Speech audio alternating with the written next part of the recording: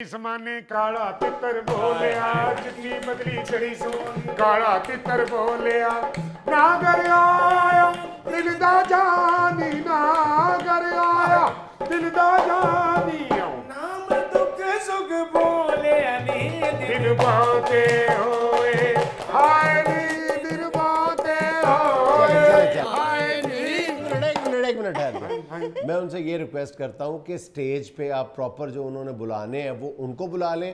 आप बाहर तंबू के खड़े होके गड़वियां शड़वियां पकड़ के जो गाना है वो आप गा लें।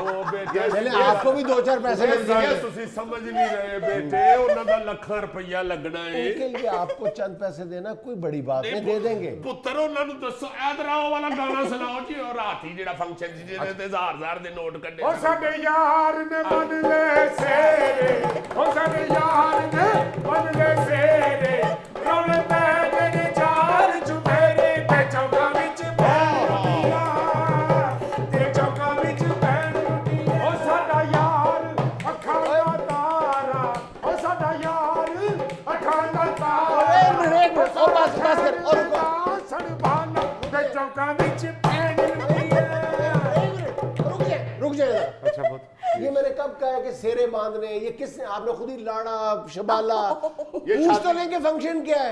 ਕਾਹਦਾ फंक्शन ये है भाईजान कि जिस पार्टी ने करवाना है ना फंक्शन, उनका चाचा 14 साल कैद काट के आया है, रिहा होके आ रहा है, और वहां पे मैं पहले आपको बता दूं कि शदीद फायरिंग होनी है वहां पे। ओ तेरे आउण दे खड़ाक बड़े होणगे ओ तेरे आउण दे खड़ाक बड़े होण मजे ते बाई हुण आउणगे।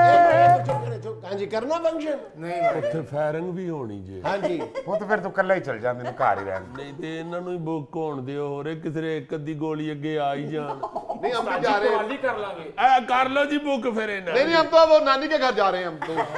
आप भी डर गए। नहीं डरते नहीं हम। मैं गोलियों से नहीं डरता। वो जो ठा ठा होती है ना उससे बहुत डर लगता है।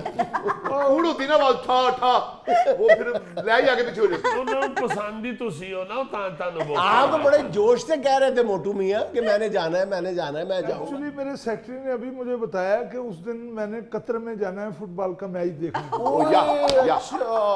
यस ਸੋਖਿਆ ਕਿਹੜਾ ਤੇਰਾ ਸੈਕਟਰੀ ਆ ਤੈਨੂੰ ਲਵੇ ਮੌਲਾ ਇਹ ਤੇ ਸਦਕੇ ਜਾਵਾਂ ਰਾਹ ਜਾਂਦੀ ਕਿਧਰੇ ਤੰਬੂ ਲੱਗੇ ਹੋਣ ਤੇ ਬਗੈਰ ਸੱਦੇ ਉਹ ਅੰਦਰ ਵੜ ਜਾਂਦਾ ਜੀ ਕਦੀ ਇਹਨੂੰ ਤੁਸੀਂ ਰੋਟੀ ਖਾਂਦੇ ਆ ਵੇਖ ਲਵੋ ਮਲਾਈ ਬੋਟੀ ਵੀ ਚੌਲਾਂ ਅੰਦਰ ਹੱਥ ਨਾਲ ਖਾਂਦਾ रॉक यस, ये जैसे दुश्मन हमारे पीछे पड़े हुए हैं ना, मुझे लगता है दोबारा फिर से तुम्हें मालशें करनी पड़ेगी।